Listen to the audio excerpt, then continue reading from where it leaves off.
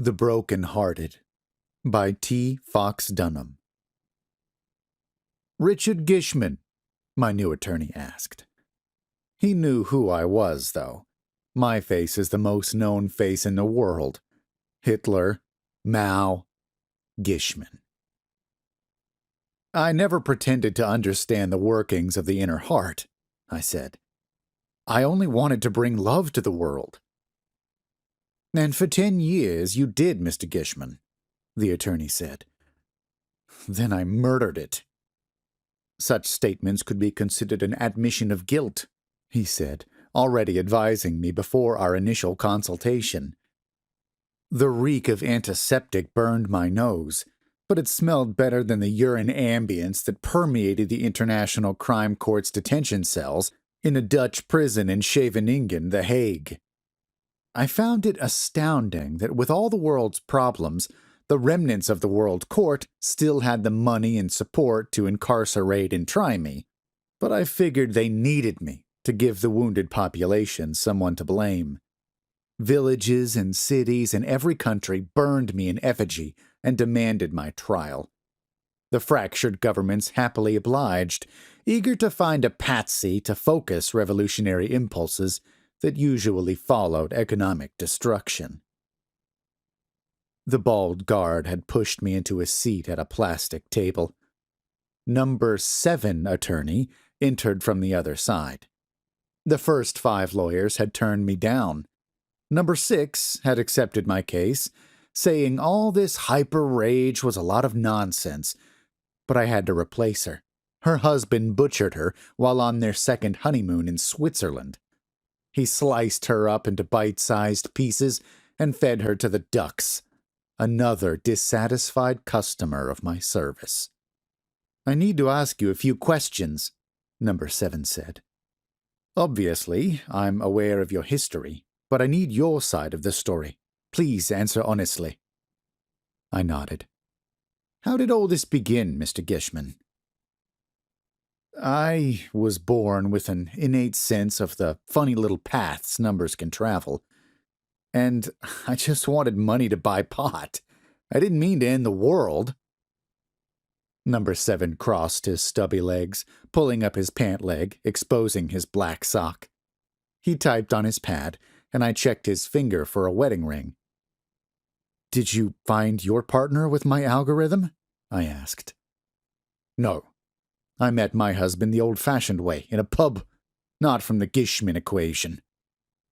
I placed his accent somewhere around Lincolnshire. My wife, January, and I had traveled extensively in the early years of our happy union. So, you and your husband are... I noticed his hands trembled. Miserable, but happy, he said, then took out a thermos from his satchel. I've managed to find some coffee, he said, and poured enough to fill 2 paper cups. Hard to get now that we're in a global recession. He pushed the cup to my side of the table. It's not the champagne you're used to, he sighed, and stared at the black patch over my eye. Sorry, I shouldn't mention champagne. Any news on my wife? I asked. I didn't blame January. I had done this to us, and I needed to see her. I sipped from the weak coffee and tasted the end of society. Internet is sporadic. He checked his tablet. Right. She's still a patient in the Penn Mental Care Facility, Philadelphia. Listed as non-responsive. I don't know how much longer they'll be able to keep her. The mental health system is collapsing. They're blaming me for that, too? My right eye ached, and I scratched under the patch. Not if my team can help it, he said. This kind of thing could have happened to anyone. I shook my head. The jumpsuit's collar scratched my neck, and I rubbed the raw skin. My gut pushed against the table, rocking it against its bolts. I'd fattened since my days as a college stoner, but I still saw myself as a young rebel, the anti-establishment hacker who would never sell out. I had to get over myself. January always humbled me. It couldn't have been anyone, I said. This is what I was born for. My mother always told me I was too smart for my own good. I think our first action is to file a brief with the ICC, asking that they dismiss the charges. International law is still unclear about corporate negligence. He folded his hands on the table. When did this really begin? In 2003, when my girlfriend walked out on me. You're not mature enough for a real relationship, Stephanie said, packing a bag. I kept failing my courses, and now they wanted to throw me out of Penn. The rent on our shitty, roach-infested apartment was 2 months late, and she'd finally had it. You'd think that with all that Google shit on the internet, I could find a good man. I've got this idea for a website, I said, playing the old con one more time. We'll be rich in a year. Hearing the same song, she said, exposing her Midwestern accent. I'm staying with Stacy. I'll come back later for my shit. Stephanie shut the door. Roaches scurried. I sat down in my throne and logged into some hacker sites. The same song. I didn't shower for days, sitting in my boxers and eating old rice from Cantonese boxes. I downloaded movies and ignored my classes. My landlady slipped notices under the door, and I waited for the Philly police to come and drag me out. Stephanie's comment about the internet looped through my brain. I coded a new program and tied it into the major search engines. I typed some equations using my acumen to seek her replacement. I didn't do it because of my industry or my imposed genius. I just wanted someone to hold me at night, and I applied what I knew. I'd employed dating sites before to no assistance. America wanted a cheap fix to its amorous issues, and sites that promised such a service made money. It took me a few days, but I finished the equation, a specialized search engine that would use a compression method to scan all relevant data on the internet, then tell you if you had a match equal to your own presence on the web. My program compiled the information already available online. Social networks displayed your data for public usage. No one ever read those licensing agreements when they clicked I agree. My equation utilized everything from credit reports to government census, and so much could be assimilated by what was missing from your records. That was the true brilliance of my algorithm. The program compiled only 100 lines of code, and I added new search parameters, elements I felt were important in a relationship, my own compatibility factors. I made up some of them, programmed them for chaos, gray areas between people.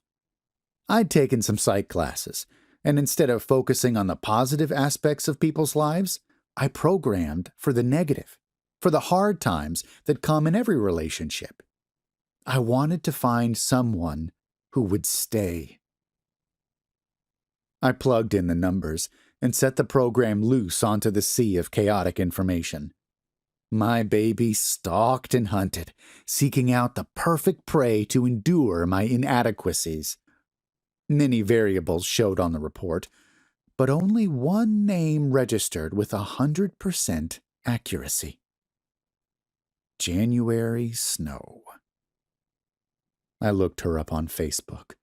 A cute face, glasses, and blonde hair. She lived with her mother in D.C. Her profile said she studied law, and I found her email address through Georgetown University. In desperation, I emailed her. January. I believe there's someone out there for everyone. I don't know you. I'm one of the broken-hearted. My girlfriend just left me, and I've not left my apartment since. I found you because I wrote a computer program that searched the internet. The variables and math have determined, after scanning the millions of people online, that you are my best match. Are you lonely too? And I signed it, Deeply Misunderstood. I wasn't misunderstood.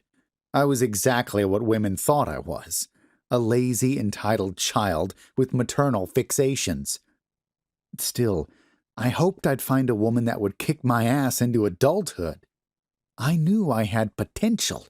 I just needed something to fight for. So she was the first? My attorney asked, scribbling down notes on his tablet. A successful experiment, I said. She must have fallen for the email. You married her in 2004. I folded my legs under the table, then sipped from the weak coffee. She wrote back telling me she wasn't interested, but the program intrigued her. I kept at her, little notes, stupid poetry, confessions from my soul. January stopped in Philly to change trains, heading out to Chicago to visit her dad. We had a couple of beers at 30th Street Station, and we couldn't be apart after that. And did you see any signs of the union going bad? Symptoms you ignored? Perfect bliss, like all my clients. Guaranteed. 1 million clients in the first 6 months. News of bliss spread, and everyone wanted a sip of ambrosia. Nearly 1 billion in 10 years. People don't fall in love without my help. It was all January, really, though I'm not saying this is her fault. She encouraged me to get my act together, and I founded No More Broken Hearts, Incorporated. I wouldn't call it luck, Mr. Gishman, Number 7 said. The death penalty is on the table. The ICC never gives the death penalty. You've angered them. I think 2 of the judges had spouses who attacked them. It's not my fault, I said, but I knew it was. So when did it start to go bad? In 2014, the Nobel Prize Committee considered me for a peace award. It had been 10 years since I dared to send the email to a stranger on the internet, and I'd saved the world. So we traveled to Philly for the weekend to celebrate. My algorithm accounted for at least 70% of unions since I launched the dating site, and I got a bonus for every civil union, marriage, and long-term relationship. Divorce rates fell. People got along better now that they were happy at home.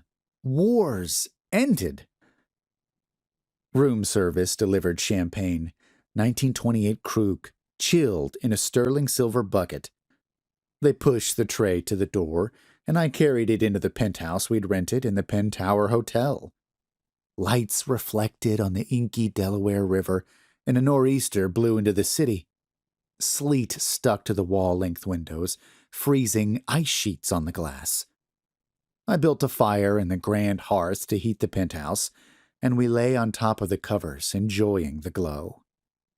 I have a surprise for you, she said. I love your surprises.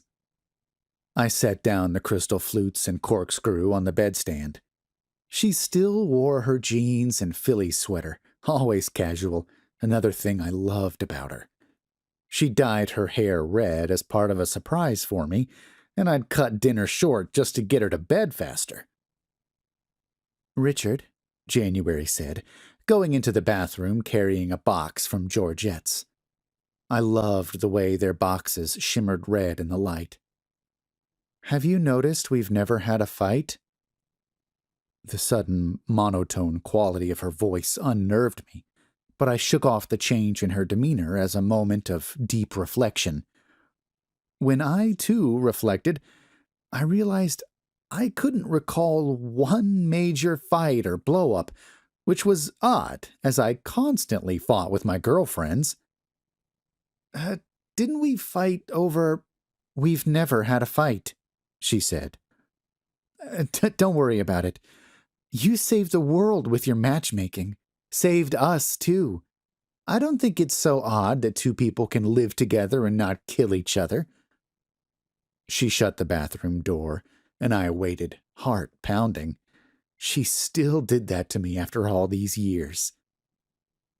January slipped out of the bathroom and slinked over to me. The sapphire negligee clung to her little bunny body, and I could see a thong through the slits along her thighs. January spread her nimble body out on the silk sheets, then reached for the champagne, grabbing the corkscrew and running her finger down the curved metal. She teased me, and I panted. Then she leaned in to kiss me, but paused again. Her expression changed, twitched, and I worried she'd stroked out. She looked down at her bare legs.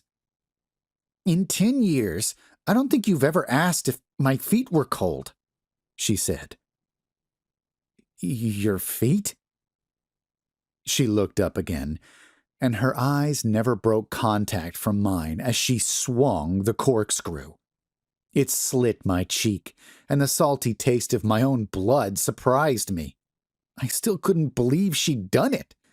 I'd never seen January swat a fly, and I paused, nearly stunned, when she swung again.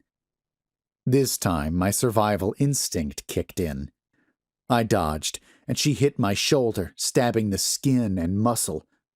Pain shot up into my neck and radiated down into my chest. "Christ, Jan, what the hell?" "My fucking feet are freezing!" she yelled, and went after me with the corkscrew, aiming for my head. I rolled off the bed, and she jumped, landing on top of me. "Stay still, you cocky son of a bitch! It'll tickle!" I grabbed her arm, but she yanked it free. Saliva leaked from her lips and down her chin. She bit her lip as she lunged, and the blood dripped into my mouth. She thrashed a final time. The sharpened screw stabbed my eyeball and split the wet tissue. Pressure compressed my socket and temple. I yelled out and twisted my head, breaking the insertion of the wine utensil. Finally, in an act of self-preservation, I kicked her off, throwing her tiny body into a table. It shattered from the force, and a Tiffany's lamp broke under her. I scurried back against a wall and looked up, waiting for the assault to renew. January just sat there and stared off into the room. The molten glass of her eyes cooled, and she gazed catatonic. "Jen?" Her body petrified. She didn't sag or collapse. I held my eye and called 911. The New England Journal of Medicine was the first to print a study, I explained. They called the psychotic break caused by my algorithm an acute case of hyper-rage that resulted in the subject's dissociation. The part of the prefrontal cortex that controls reasoning shuts down, and the amygdala overstimulates. Rage overwhelms the subject, leading them to commit homicidal acts against their partner, though it was not clear why. Then the mind, not able to accept what it's done, goes into a long-term catatonic state. "And that was the first incident of hyperrage associated with your program?" my attorney asked. She was right, I shrugged. We never had a fight in our life. He summoned up more reports on his pad. "I've compiled some of the data from the CDC and FEMA. It started with your marriage. You were the first couple to use your equation. It spread in the order of your customers. The chronology of the data is unimpeachable." "I've seen the numbers," I said. My eye itched, and I played with the patch. "Do you have a theory to explain the homicidal side effects of your program?" he asked. "Humans aren't designed to be happy all the time," I said. "They need to fight, and it just builds up." "Your wife attacked you first," he said. "Why didn't you succumb first?" I finished the coffee, probably my last. "It varies between couples. Only 80% of my clients suffered the hyperrage associated with complete marital bliss. The CDC released a report blaming personality variances, ways of dealing with repressed stress. I was a pothead even after my success. My wife never indulged. She had no outlet, I see, he nodded. When did you realize it wasn't just your wife and there was a problem with your service? I committed her to the facility at Penn. She still wouldn't talk, and I visited her every day to tell her that I loved her. A few weeks later, the news reported several cases of matrimonial homicide, and I made the connection, remembering the names of some of my earliest customers. I was in denial about what was happening. A few months later, the hyper rage became an epidemic. Most of the world had used my site to find true love. By June 2014, 1/3 of my customers had murdered their significant others, then burned the bodies, chopped off limbs, or just bit off genitalia. International leaders had also used the service, understanding the appeal to voters of having a perfect family, and within days, I decapitated governments. I drove through Philly, dodging burning buildings and raging mobs.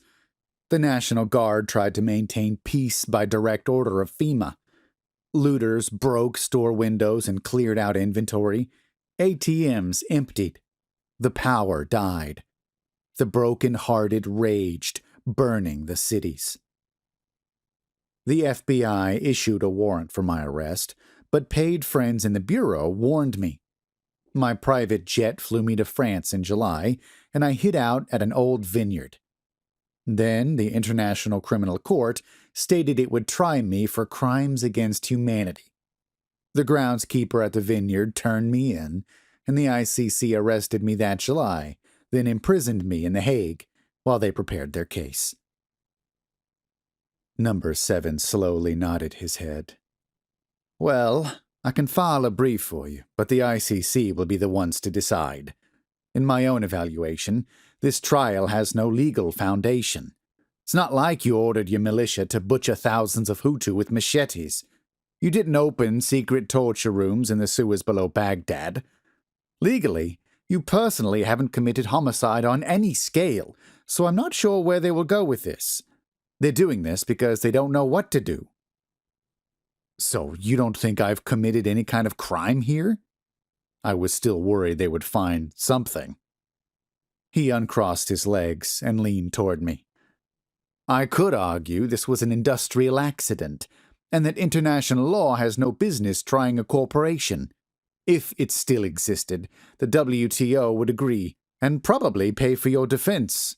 Union Carbide wasn't tried internationally after they killed thousands in Bhopal when their factory leaked pesticide. It was an unforeseen accident caused by a lack of oversight. You did have your customer sign a waiver, correct? Only entertainment purposes, that sort of language? Users agreed to a disclaimer when they signed up for my website, I said. No one read it, of course. That's their responsibility. I started feeling a little relief. If logic still ruled the law during the collapse of society, I could have been released.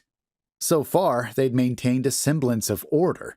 Civilized people clung to such ideals desperately as the world burned around them, or they probably would have just strung me up by now. So I could really beat this? You can't prosecute one of those gangster rappers when a gang shoots up a neighborhood, he said. The heart and mind can be unpredictable. Your product had an unforeseen side effect through no negligence of your own. You didn't act with any premeditation. It's grounds for a civil suit, not the Nuremberg trials. He removed his glasses and began to clean them on a small microfiber cloth he pulled from his pocket. Frankly, I think they're afraid more than anything. I think they're just lashing out. This trial is a knee-jerk reaction, but the damage is now done, and you have no further involvement in it. Jurists live and die by the law, and most of them get off by defying the dictates of a vengeful heart to serve civilization. Even now? I asked. More so now. Their souls are all they have left. It turned out he was right. He petitioned for a mistrial, citing the vacancy of international code and corporate negligence, and the ICC made its decision in November of 2014. As predicted, they couldn't pass a verdict under current international law. I was guilty of criminal negligence on a massive scale, but I hadn't committed genocide. The current international body of laws lacks the understanding and cannot adjudicate the human heart. They set me free, probably with the understanding that I'd most likely be beaten to death by an angry mob before I could cross the border. I'd be punished more by the people of the world than any jail could impose. The United Nations declared that all couples brought together by my equation were to separate, many still happy. But I'd still broken the world's heart. Thousands of civil lawsuits waited for me in court once the court system started to work again. I chartered a private jet back to Philly, traveling under the alias J. Wilburn. I landed at an airport in Doylestown, one of the few airports still functioning on the East Coast. I retrieved my Corvette from a storage unit, happy it hadn't been broken into, and drove to the city, dodging abandoned cars along I-95. Blackened bruises pockmarked the skyscrapers of Philly, and the brick buildings along the highway burned with impunity, without the remedy of a fire department. Smashed cars made a barricade at the Callow Hill Street exit. A tank had been turned on its side, and bullet holes pierced the surrounding SEPTA stations and trains. I turned off into Center City, driving slow onto I-76. National Guard still patrolled the streets. I sped up into the heart of the city, passing the Cathedral of 30th Street Station. But once I got to Center City, I had to drive slow, passing overturned police cars and abandoned troop carriers. The city itself was a nightmare, as if martial law had been abandoned altogether, favoring the citizens to raze themselves to the ground before the government came back to rebuild. Fires burned out of control in the skyscrapers, spraying ash and glass into the streets. I'd seen carnage during my days back in Philly, but what I witnessed reminded me of a cheap slasher film. Americans had made violence an art, and we had plenty of guns to go around. A mob of teens smashed store windows, breaking into an appliance store, then tossing flat-screen televisions and computers onto Penn Avenue. I slowed to avoid the missiles and turned to avoid a crowd of protesters running through clouds of misty tear gas. I turned and drove along the curve through a fire lane in front of an apartment building, pausing behind an idling Buick. I had no choice but to wait for either the throng to clear or the car in front of me to pull out. An old man wearing his bathrobe loaded suitcases into the trunk, while a woman, probably his wife or sister, sat in the driver's seat, pleading for him to hurry. He shut the trunk, and she turned her head to look behind, staring at the man standing between our cars with a glassy gaze. Then, the old lady simply put the vehicle into reverse, knocked the guy backward, and slammed into the front of my Corvette. My airbag exploded, slamming my head into the window. She pushed my tinfoil car into a brick wall, and I felt a rib snap. Blood dripped down my face. I struggled with the airbag, then pulled myself up and across the bucket seats to get out, collapsing onto the pavement.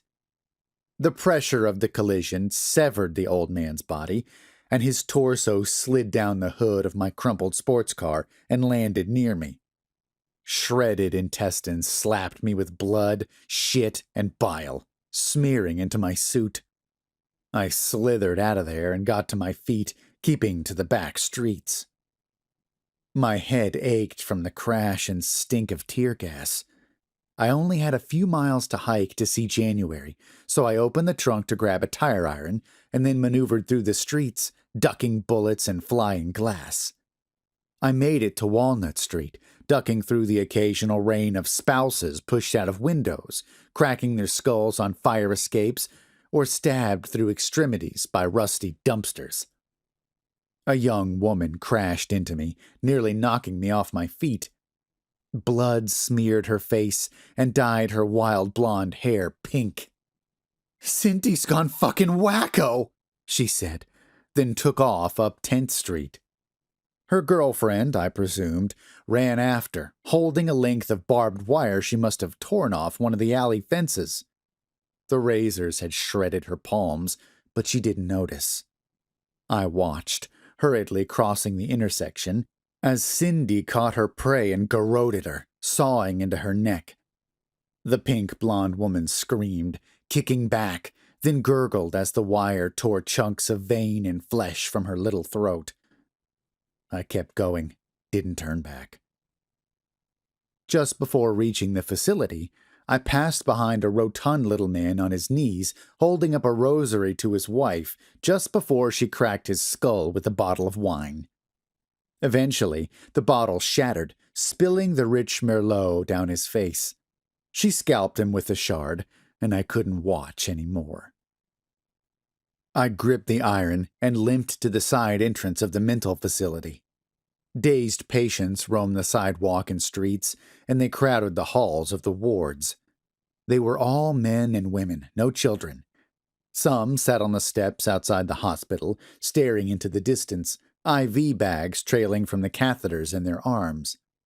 Others wandered in and out of the rooms, seeming to be looking for things and then forgetting what they were trying to find.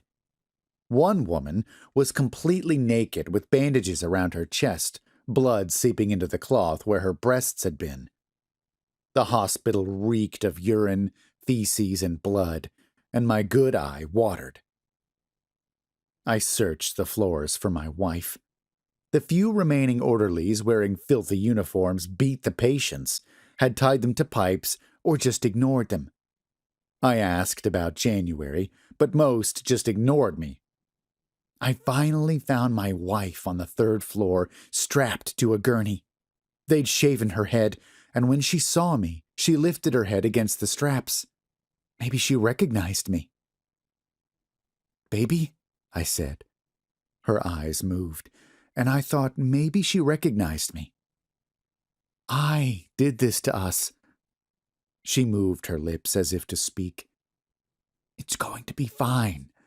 We'll have each other." I kissed her forehead, and she tried to speak again. I could see the ice melting. But she never asked me about my feet. God damn, November was going to freeze my blood. Why had she never asked me if my feet were cold? She'd never given a damn. I felt high, stoned off the smoke filling my head. Something switched off in my brain, and I gripped the tire iron. I had to make January understand how selfish she'd been, and I raised the iron. I had to make her understand.